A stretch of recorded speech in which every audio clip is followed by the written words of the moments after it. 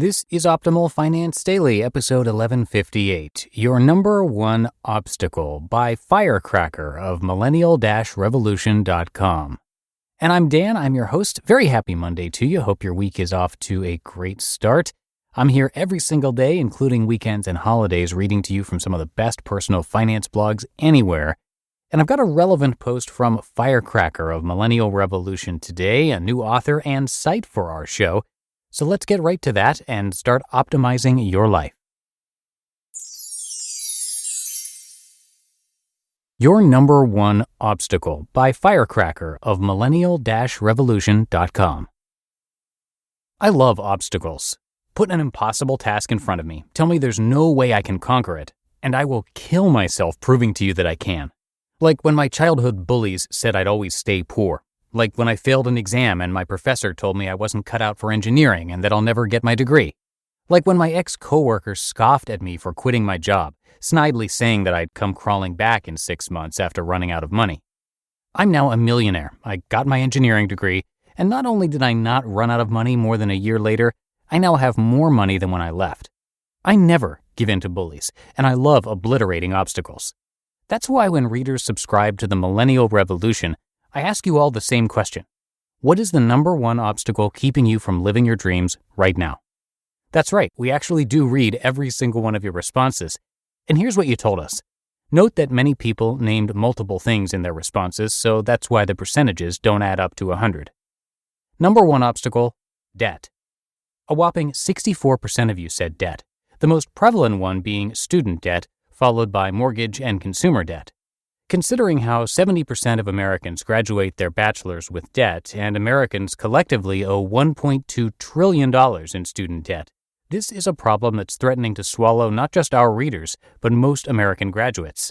Across the border, Canadians are also drowning in debt, but a different kind of debt. With the debt-to-income ratio at 171%, meaning we owe $1.71 for every dollar we make, and a combined mortgage debt of $1.29 trillion, Canadians have gone past the precipice and exceeded the 147% debt-to-income ratio of the Americans right before 2008. Number two obstacle, investment knowledge. Nipping at the heels of debt at 59% is lack of investment knowledge. Many people who mention this as their obstacle have either been tricked into bad investments by shady investment advisors or had no idea how to start investing. From so-called advisors telling readers to take out a loan at a clippy rate of 3+% interest to put into risky investments, to ones who flat out lie, refusing to admit preferred shares ETFs exist, to ones who advocate risky and zero-sum game Forex plays, the list of investment horror stories goes on and on. No wonder readers are confused and scared of investing. The financial industry is full of greedy assholes trying to steal your money and telling you lies for their own personal gain. Believe us, we know. When we first looked into investing back in 2008, we met those very same people. Number three obstacle, lack of money. 32% say a lack of money, either from high expenses or a low-paying job, was the reason they couldn't live their dreams. As an engineer, I was lucky enough to have had a high-paying job for the last 9 years. But that wasn't always the case. In fact, I grew up poor. And though it wasn't easy, growing up poor has taught me that not having enough money, tough as it is, doesn't mean you'll never become rich. It means you will have to develop the creativity, resilience, adaptability, and perseverance to get out of that situation.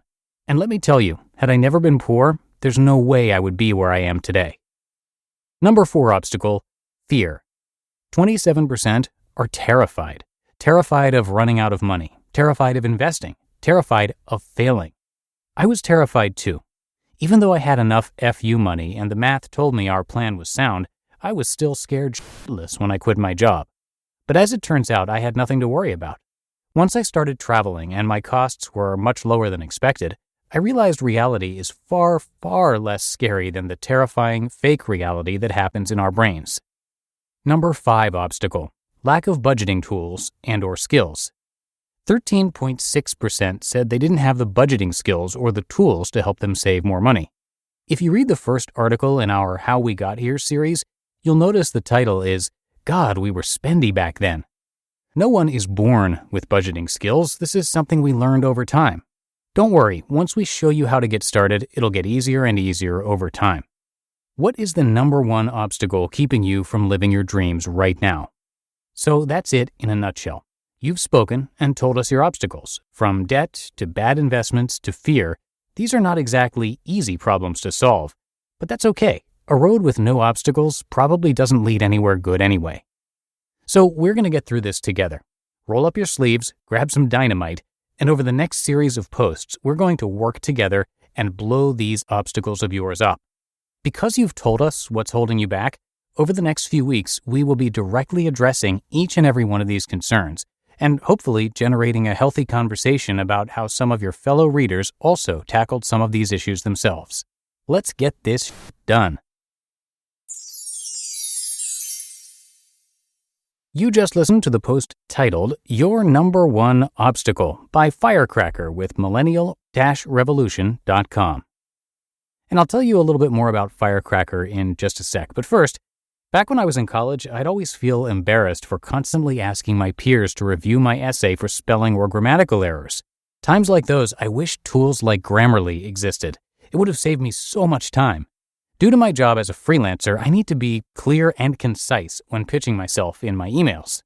With Grammarly Premium, I get real-time spelling and grammar checks, so I know I'm communicating effectively on every platform, down to every tone, word choice, and punctuation. Their vocabulary suggestions are super intuitive, which helps increase my overall writing score, my favorite feature on the platform.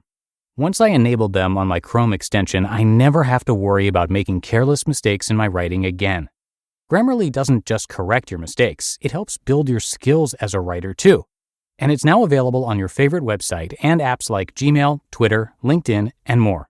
And good news, OFD listeners can get 20% off Grammarly Premium when you sign up at Grammarly.com/OFD. That's 20% off Grammarly Premium at Grammarly.com/OFD. Grammarly.com/OFD.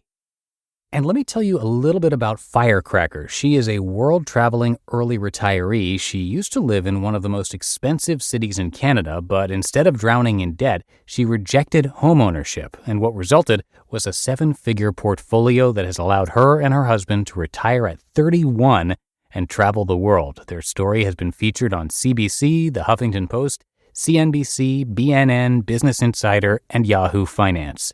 To date, it is the most shared story in CBC history, and their viral video on CBC's On the Money has 4.5 million views. So come check out the site, that's millennial-revolution.com, and thank you to FIRECracker and the team for giving us permission to share it. And I will leave it there for today. That's a wrap for another Monday show. Hope you have had a great start to your week, and I will be back with you tomorrow for the Tuesday show, where your optimal life awaits.